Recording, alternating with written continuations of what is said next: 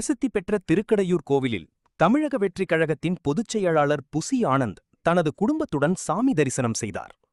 மயிலாடுதுறை மாவட்டம் தரங்கம்பாடி தாலுகா திருக்கடையூரில் உள்ள உலக பிரசித்தி பெற்ற அபிராமி அம்மன் சமேத அமிர்தகடேஸ்வரர் ஆலயத்திற்கு நாள்தோறும் ஆயிரக்கணக்கான பக்தர்கள் வந்து செல்கின்றனர். ஆயுள் ஹோமம், சஷ்டி பூர்த்தி, திருமணங்கள் நடைபெறுகிறது. நாட்டின் பல்வேறு பகுதிகளிலிருந்தும் வெளிநாட்டிலிருந்தும் பக்தர்கள் வந்து செல்கின்றனர். இந்நிலையில் தமிழக வெற்றிக் கழகத்தின் பொதுச் செயலாளர் புசி ஆனந்த் தனது குடும்பத்துடன் கோவிலுக்கு வந்து சாமி தரிசனம் செய்து வழிபாடு செய்தார். இப்பொழுது கோவிலுக்கு வந்த அவருக்கு கட்சியினர் மற்றும் பக்தர்கள் சிலர் முண்டியடித்துக் கொண்டு சால்வை, மாலை அணிவித்து செல்ஃபியும் எடுத்துக்கொண்டனர்.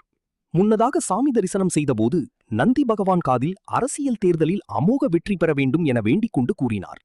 புசி ஆனந்த் மற்றும் அவர் குடும்பத்தினர் விநாயகர் மற்றும் சாமி அம்பாள் சன்னதிகளில் மனமுருக வழிபாடு செய்தார்.